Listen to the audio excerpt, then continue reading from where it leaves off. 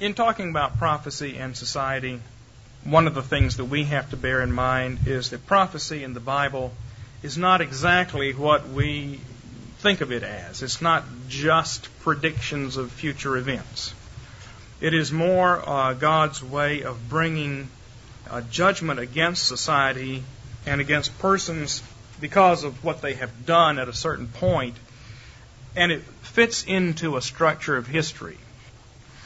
And what I need to do, what I want to do and want us to do in the next hour is to try to think about what history is.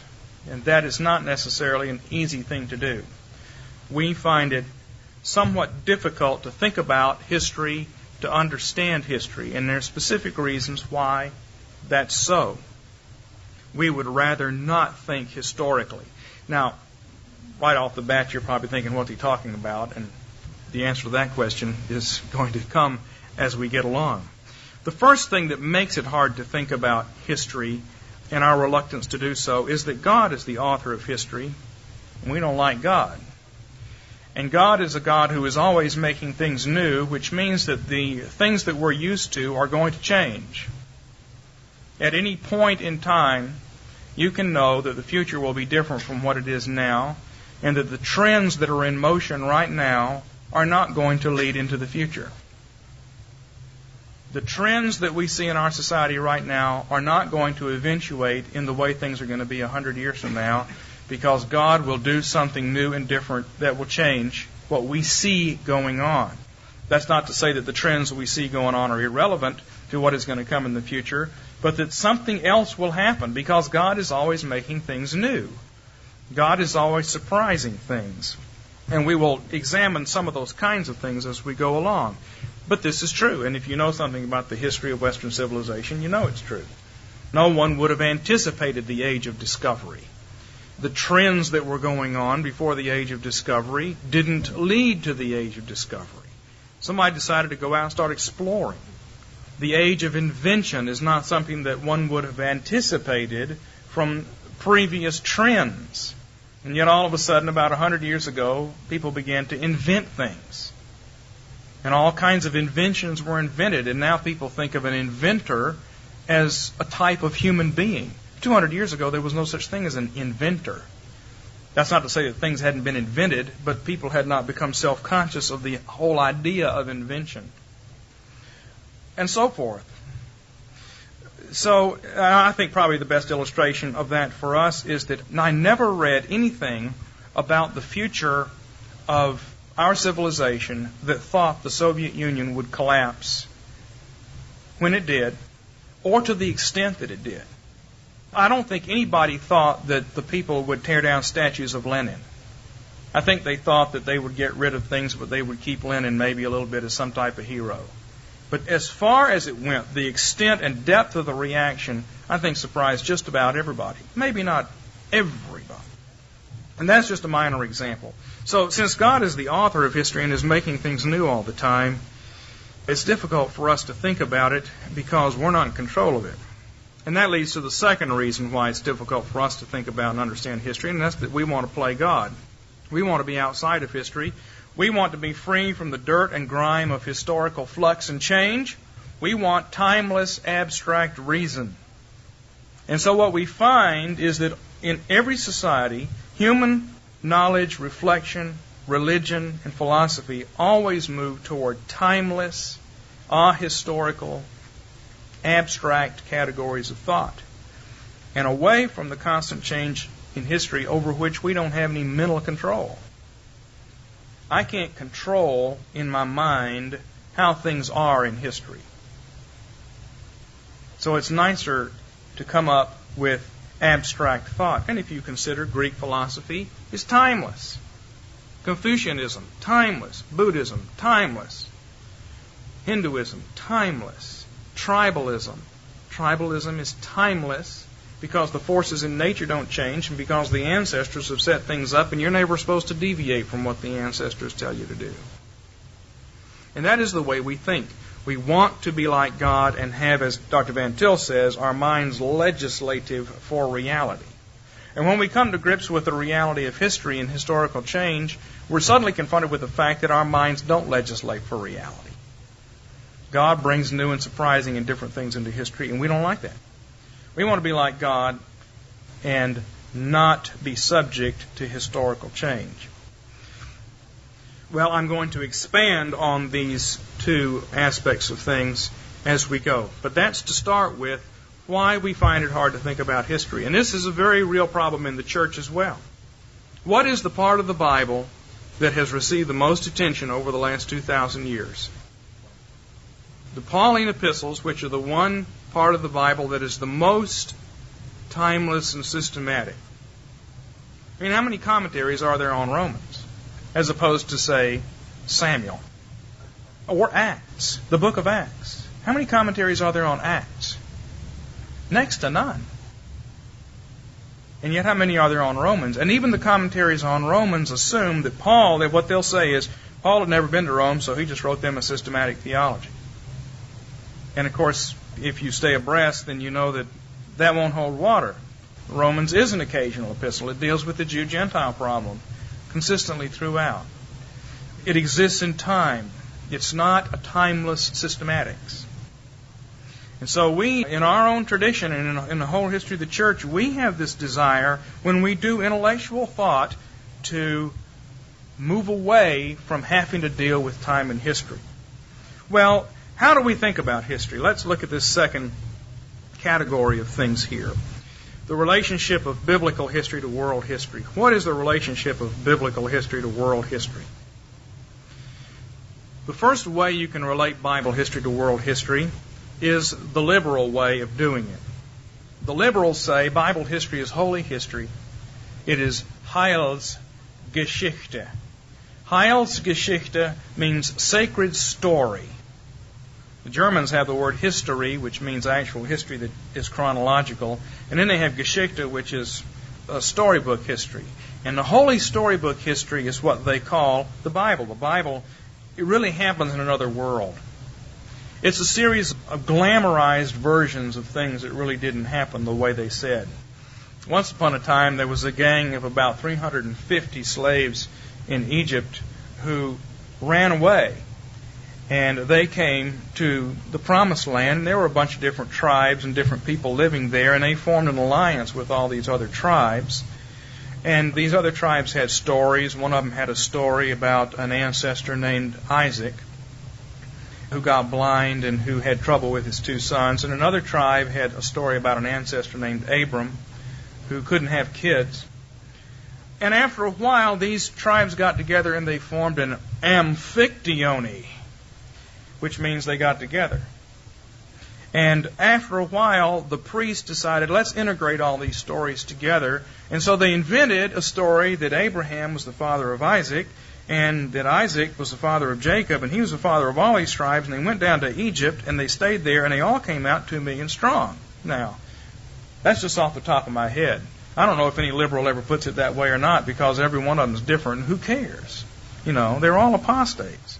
But that's their view. Now, how do we take the Bible history then? Well, it's inspirational. It deals with deep, religious, timeless truths. Yeah, the Bible's designed to give us timeless truths. But as a matter of fact, in history, the plagues never took place. Moses turned water to blood.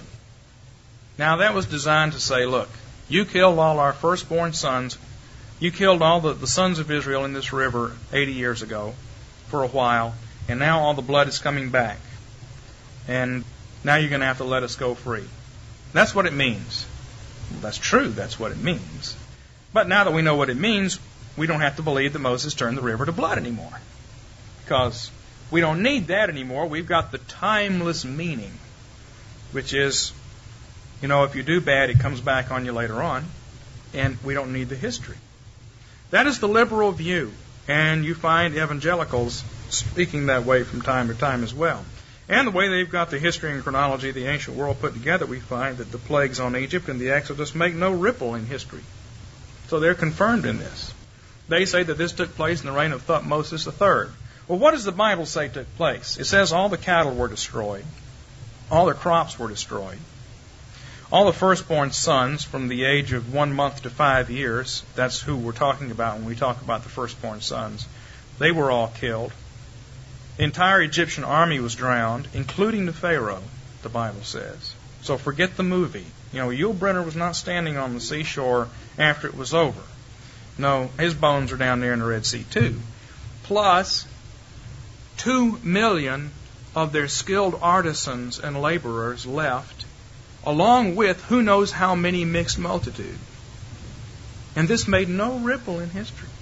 No, Thutmose III, he just continues to reign, and his son is Amenhotep IV, and Egypt is just as strong. That's impossible. Obviously, one of two things is true.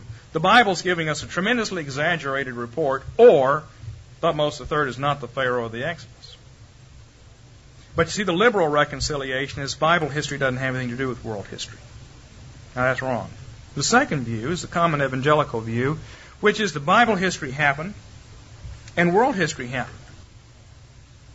And that's kind of what we all grow up with. We learn world history in school and we learn Bible history in Sunday school. And there's Bible history and there's world history, and there's not much interaction. Now, you stop and think about how you view the ancient world.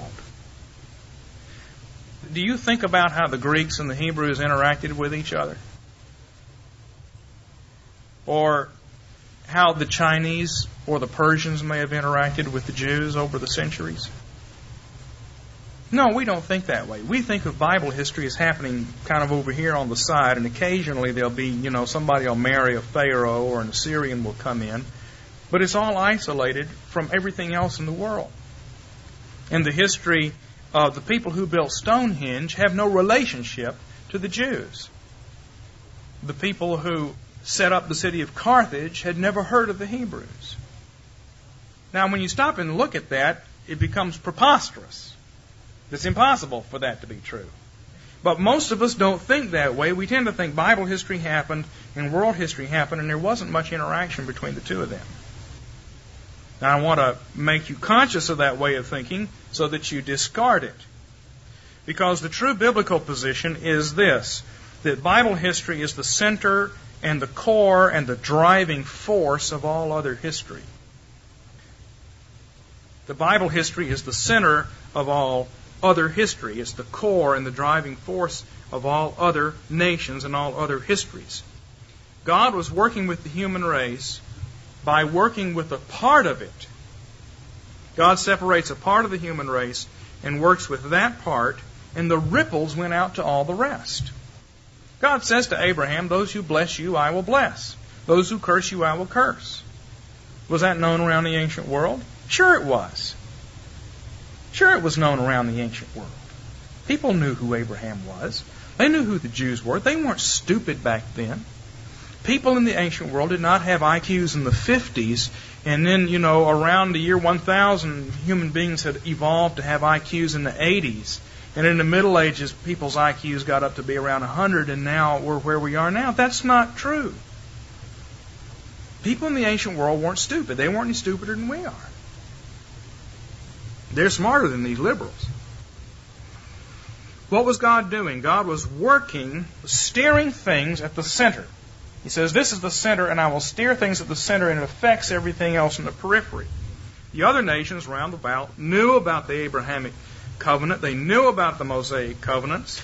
If we revise the chronology of the ancient world, it becomes likely that Hammurabi's Code of Laws comes after Moses, not before.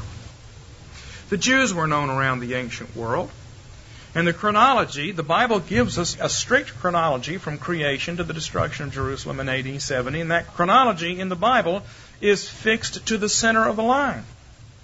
We have a chronology of the godly patriarchs down to the flood and then down to Abraham. Then the chronology goes to the Exodus. It goes to the building of the temple. It goes through the kings. The chronology in the Bible is at the center of Bible history. Now that is the solid core of history, is Bible history. And it's the history of God's acts. When we stop to think about history, God's acts, what do we call in the Bible the significant acts of God when He interferes in Jewish history? What He does is He makes covenants. And what you find is the covenants are always dated. Now, covenants are always dated. Your marriage covenant is dated. And the women in this room know what the date is. The husbands don't know. They might know. But the wives know the date that is on a written document. Now, this written document has a bunch of written documents in it that are all dated. The Mosaic covenant is dated. It's dated 430 years after Abraham entered the Promised Land. The Abrahamic covenant is carefully dated. Circumcision takes place when Ishmael is 13 years old and Abraham is 99. And you can count the years back to the flood. They're dated.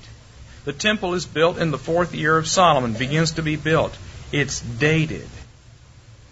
And God makes covenants and He dates them. Now that's offensive to the modern mind. The modern mind is offended at the idea that God talks, let alone that God writes. How much of the Bible is dictated by God? When I was in seminary, we were told, well, we believe in inspiration, and that's not really divine dictation. We don't believe that God dictated the Bible. We believe He inspired men, and men wrote the Bible, and what they produced was absolutely inerrant in the Word of God. Well, that's true for a lot of the Bible, but some parts of the Bible are dictated by God, where God speaks, and the guys just write it down.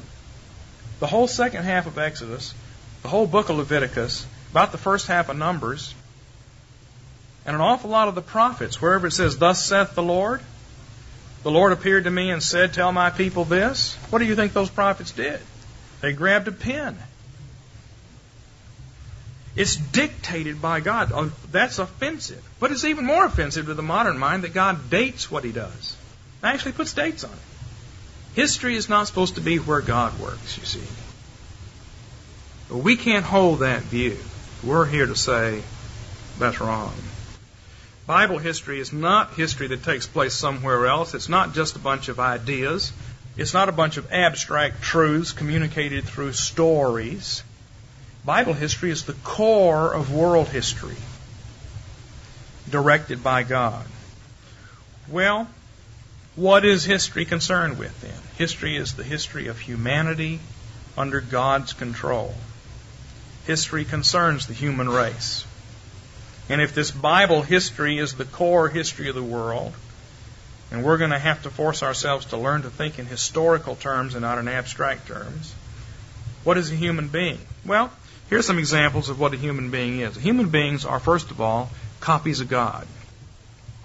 We are the images of God, by definition. People in hell are the images of God. Say, what is a man or a woman? They are the image of God. Good, bad, or indifferent, they're the image of God. That's a tautology. The image of God is human beings. Human beings are the image of God. We are also made in the likeness of God, and that likeness can increase or decrease. Adam and Eve were made in the likeness of God, but Satan came and said, you can be like God, and after it was over, God said the man and the woman had become like one of us. Well, obviously there is a growth in likeness. So since we are a copy of God, what is God like? Well, I have it here in your notes. God is Father and Son and Spirit, and humanity is the daughter of God. That's the way the Bible sets it out. It calls us daughter Zion, daughter Jerusalem. Now, many Bibles will say daughter of Zion, the daughter of Jerusalem, because the genitive case in Hebrew often reads that way, but many times it's simply appositional, and that's the way it is here. Zion is the daughter. Jerusalem is the daughter. Second of all, God is Father, older brother, and counselor. And in terms of that, what are we?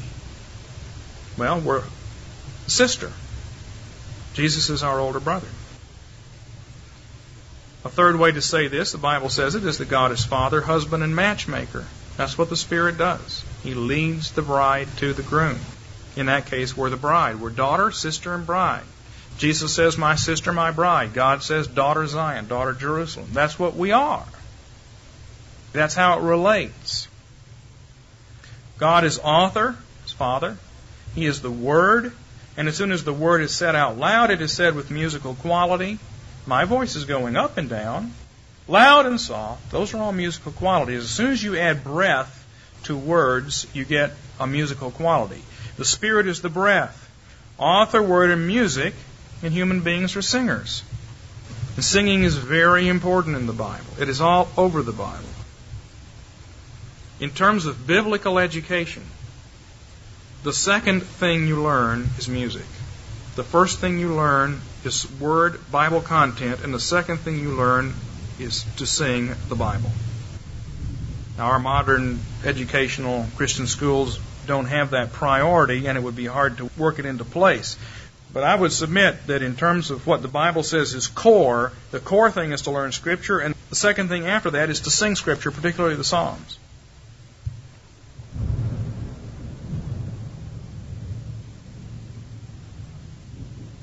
See? I'm right. That's right.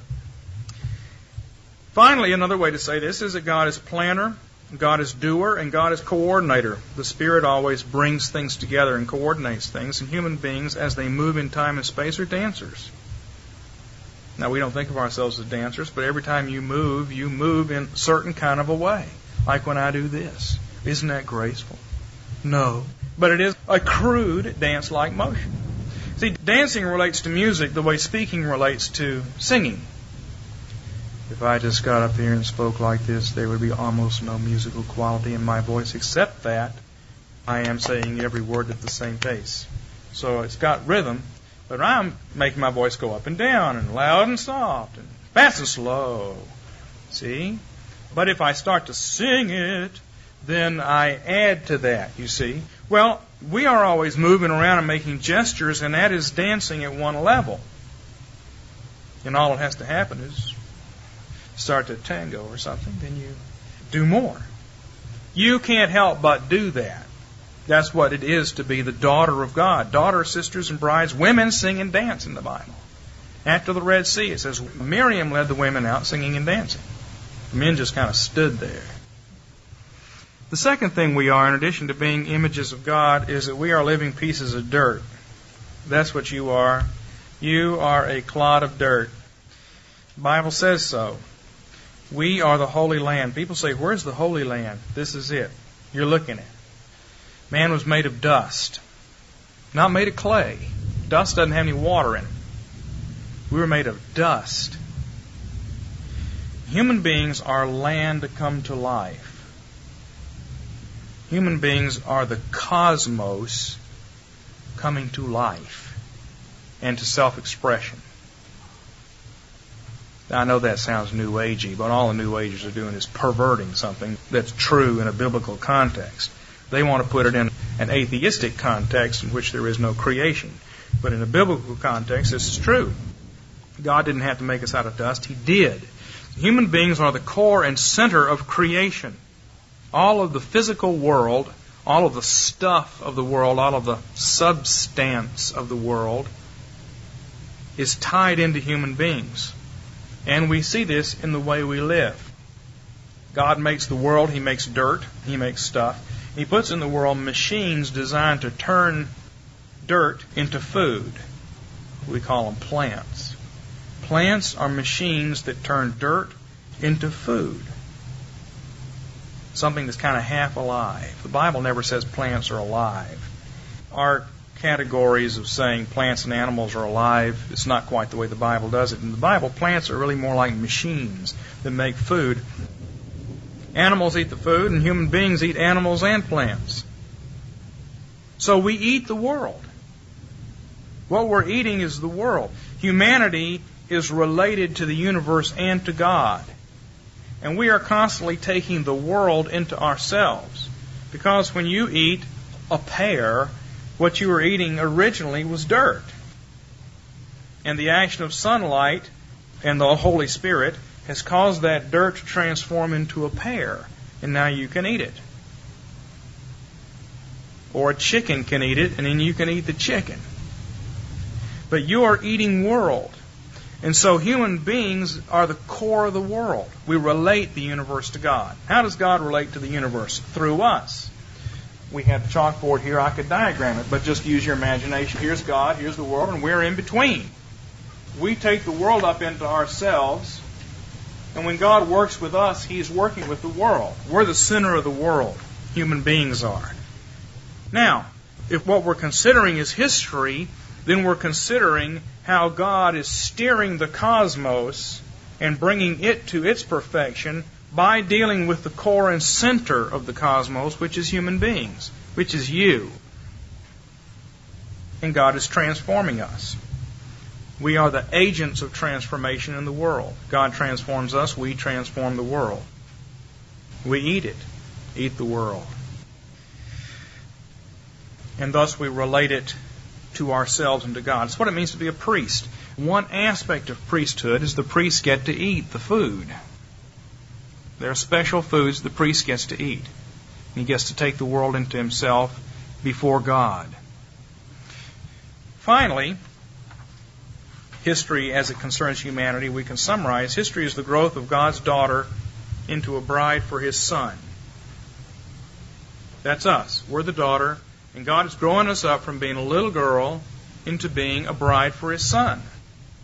Now that is what history is all about, as well as biography. Your biography and the history of the human race are those things. So what is happening with the world then?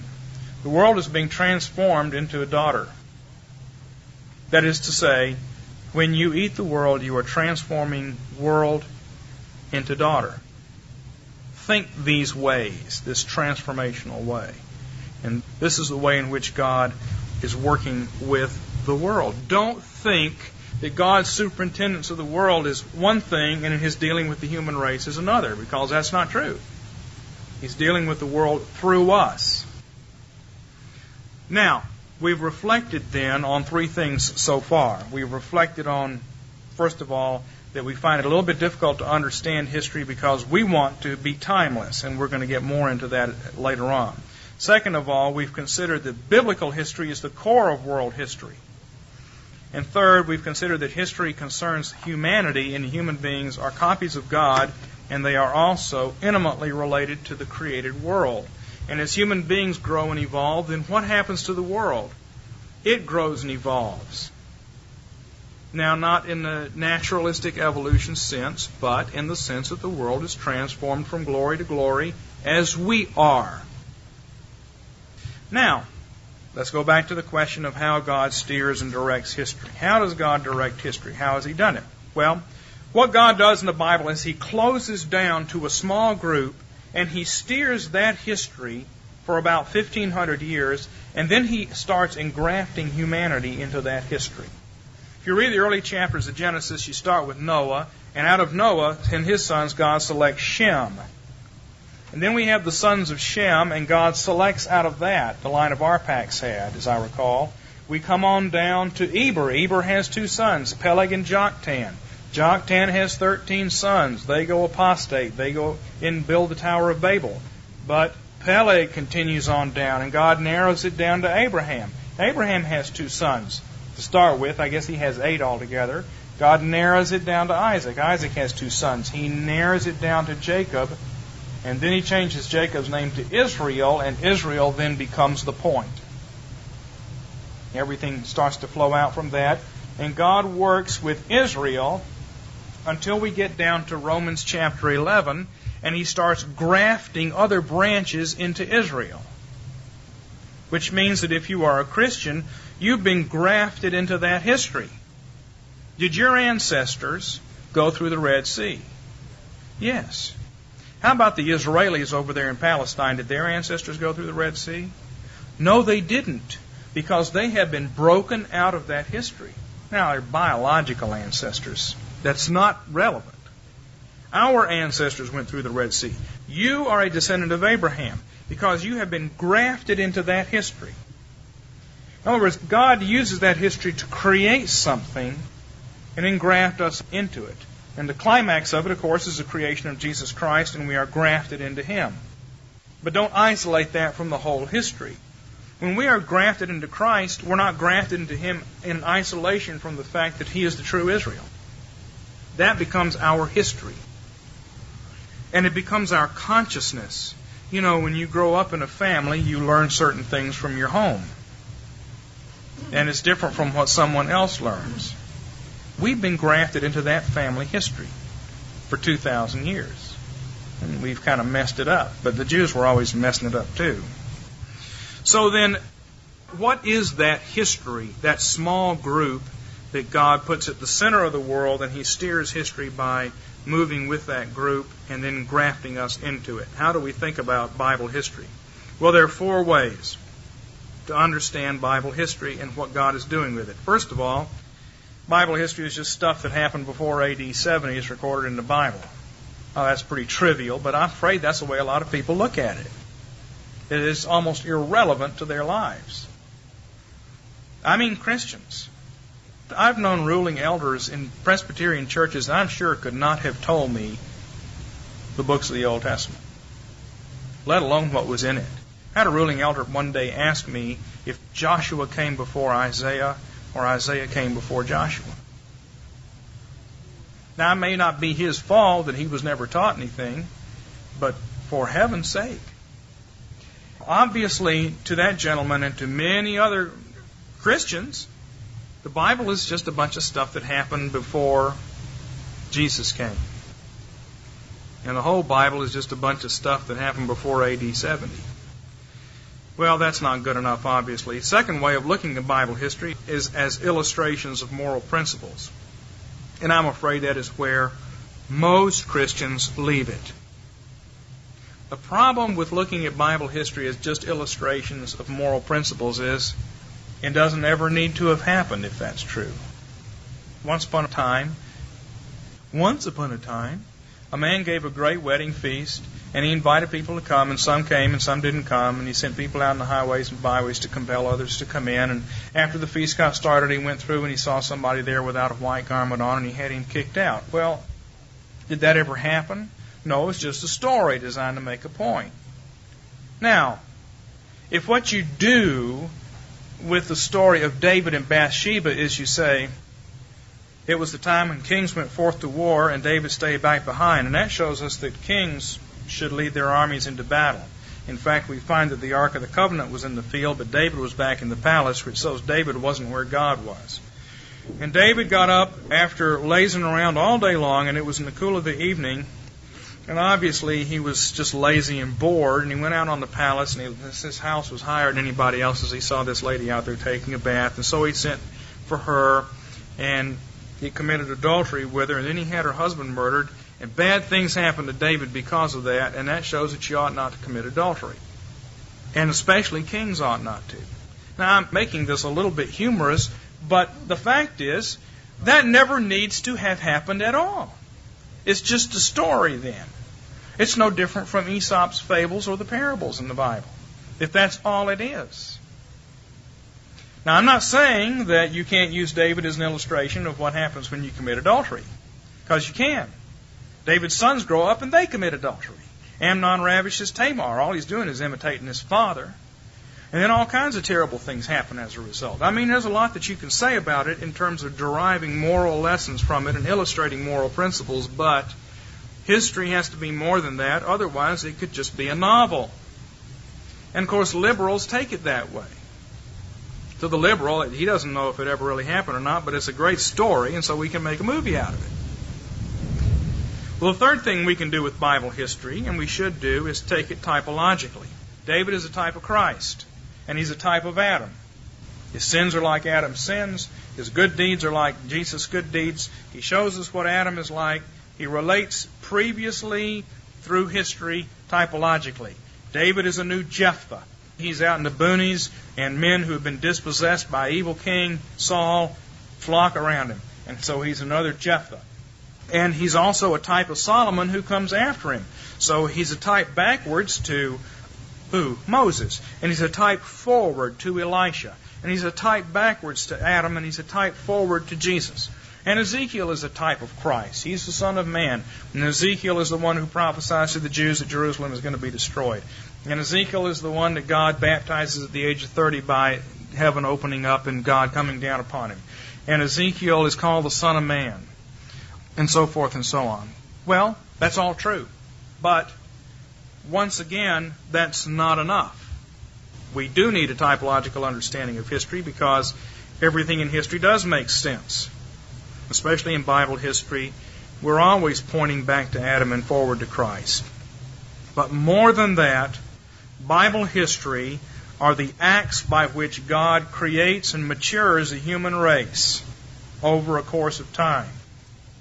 God is building into the consciousness of these people changes that make them different from what they were before.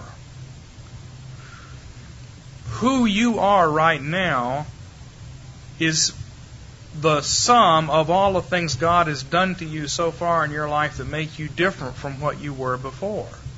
Most of us are old enough to where we can look back and realize that 10, 15, 20 years ago we were different. We may have liked different foods. We may have felt different about things. We were probably more enthusiastic about life. Things have happened that change us. Now, God changes not only us individually, but He changes societies. America today is not America 100 years ago or 200 years ago. The United States of America today is in the process of making a radical reversal of the cultural trends that have been in our country for over 200 years. Since the time of the French and Indian War, the United States of America has been moving towards centralized government. And you can just make a straight line. We go from there to the Revolution, and the Articles of Confederation don't work, so we get a Constitution that is more centralized and federalistic. You come around to the Civil War, more centralized. The trust busting, more centralized. World wars enable the government to become more centralized, and now there's a big swing in the opposite direction happening as we speak. An anti-big government, anti-centralist trend. Far more powerful. I think we're seeing the pendulum swing back. Well, now, these things happen over time. God brings events that change human beings over time. My mother is constantly reminding me, I think this is true of just about everybody who went through the Great Depression, that she went through the Great Depression. And that's not necessarily wrong, but I think going through the Great Depression made a big impact on people who went through the Great Depression. Now, that made them different from what they were before. I didn't. I grew up in the 50s, and so it was prosperity. I basically was okay and wasn't hungry and afraid. That makes me a different person. Now, God did that with Israel for 1,500 years, working with them and making them different people. And you can look at their history and you can see that the things they got into and the sins they committed were different from time to time. For instance, where in the Gospels does Jesus get onto them about Baal and Asherah? Were the Jews in Jesus' day fooling around with Baals on high places? No. Were they sinners? Yeah. Did Jesus condemn them? Yeah. But you see, they had become a different people with a different mindset, and their sin tendency was no longer to set up Baals on high places, but it was to invent a new law that they put next to God's law, their traditions. Now that's a different sin. And the way they got from being high-placed Baal worshippers to being people who were creating the oral law is history. God worked with them and made them different. Now what God is doing over the course of thousands and thousands of years is He is growing humanity into something different. We don't think the way people thought in the Middle Ages, and people 500 years from now are not going to think the way we think. And we can't know how they're going to think because God is going to do some new things between now and then. And we don't know what they are. Now we can say some things about it, but we can't really put our feet in it. It's kind of the failure of all science fiction, Even if it's kiddie science fiction like Star Trek, what you have is Americans in space. There are no rituals on Star Trek. If it's sophisticated science fiction like Dune, at least you've got a different culture that has rituals and is very ornate and baroque, and so it doesn't look like Americans in space. And so the movie flops because people can't identify with it. But even so, it's really Italians and medieval civilization in space. Because nobody can really guess what it's going to be like. Some have done a decent job of saying if something really new and different happened, what would its impact be? But we can't really know. When God does something new, you don't know what it's going to be like. People in the Middle Ages didn't think that our civilization would look the way it does. They thought it would just be a bigger version of their civilization. And we think that 300 years from now, people will be like us, only bigger and better, with spaceships instead of cars. They won't be like us. God is growing history. And He does it over millennia of time. And that is what Bible history is. It's not just stories. That's why we have to say it really happened in clock time, it really happened in real history time, and it really happened at the center and the core of history, because what God was doing was He was changing the human race by dealing with this central core group. And the ripples went out to all the other nations round about, and then when that history was finished, He started grafting all the other nations into it. It's kind of like leaven. You make sourdough, you take a little bit of it off and you save it and you bake the lump. Then what do you do with this little bit of sourdough that's left? You add it to a bunch more flour and let it leaven that bunch. Well, that's what Israel is. That's what Bible history is. It's the little piece of sourdough that now gets added into everything else. And it's added in. It's our history. How does God direct your life as an individual? He brings hard things into your life and good things into your life that change you. And He brings things that look good and that turn out to have bad consequences.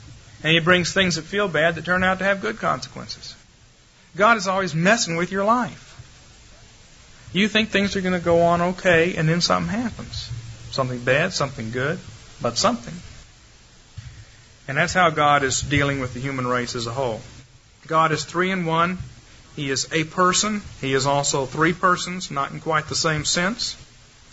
Don't say God is 1 in nature and 3 in person. If you say, oh God, help me, what are you talking to? A nature? The Trinity is a mystery. God is a person, and God is 3 persons. And that's where we have to leave it.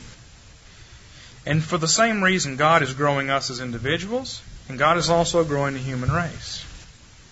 And He is saving the human race. Now, we know that when all is said and done, there are some parts of the human race that are going to be cut off and lost. But the core of humanity is saved.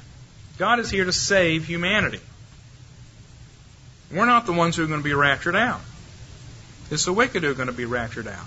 It's our world. We get this world. And we get the new heavens and the new earth. God is saving this world. He's saving us. The wicked will be pulled out at the end. Well, when you and I are transfigured by God, all the dirt that's linked to us is transfigured as well. Everything you've ever eaten is going to be transfigured. I'm getting worried about my lecture. Y'all discount all this. I'm getting hungry. Everything that you've ever eaten is going to be transfigured with you. Now, eating in the Bible means to get into covenant relationship with. So, did you have a little dog when you were a little kid? And is the dog dead now? Is that dog going to be in heaven? Yes. Because everything that is linked with you finds a place, except for the wicked who are pruned out. But the world is ours. So everything that any Christian has ever linked into is going to be saved with him. Do you understand what I'm saying? And that's because we are positioned where we are. We're not isolated from the world. It's not that human beings are here and then we're in the world. It's a problem with environmentalism. The assumption that you can have an ecosystem without people in it. You can't have an ecosystem without people in it. There have always been people in every ecosystem. You take the people out, you don't have one. Human beings are intimately tied into the world. See, I believe that as we grow, the world grows. And at the end, when we are transfigured, everything that's linked up with us will be transfigured. I don't know what heaven's going to look like because it's in the future and we can't know what the future is like except in general terms. But the world will be transformed. So there's a new heaven and a new earth when there's a new humanity. Now that's what God is doing. God is actually directing history. And the Bible is showing us how God steers and directs history. If we study the Bible as history, we can learn something about how history moves. And then we can begin to say, where is our civilization? Where have we come from and where are we right now? We can answer questions like that in general terms if we understand how God works in history. But if we just read the Bible as a series of illustrations of moral principles or as types, we won't learn this particular thing. And we won't acquire wisdom. Obviously, I'm not going to get through all these notes tonight, but that's okay. We'll continue with it tomorrow as we have need. The fifth thing in talking about coming to grips with what history is. And I hope you're starting to get a better idea of what history is. If you look at the Bible, you'll find that Abraham is told that in him all nations will be blessed, and those who bless him will be blessed, and he will be blessed by the nations. That doesn't happen in Abram's lifetime. He goes down to Egypt, Pharaoh attacks his wife. He goes to Philistia, Abimelech attacks his wife. Doesn't happen with Isaac. Isaac goes to Philistia, bad things happen with his wife. Philistines keep filling up his wells with dirt. Doesn't happen in Jacob's life. Jacob summarizes his life by saying, few and evil have been the days of my life. Goes out to get a wife and he gets cheated. Gets cheated out of everything. And when he comes back to the promised land, all he has is a bunch of speckled and spotted and striped sheep, which aren't any good. Well, they are good, but they're not the best, of course.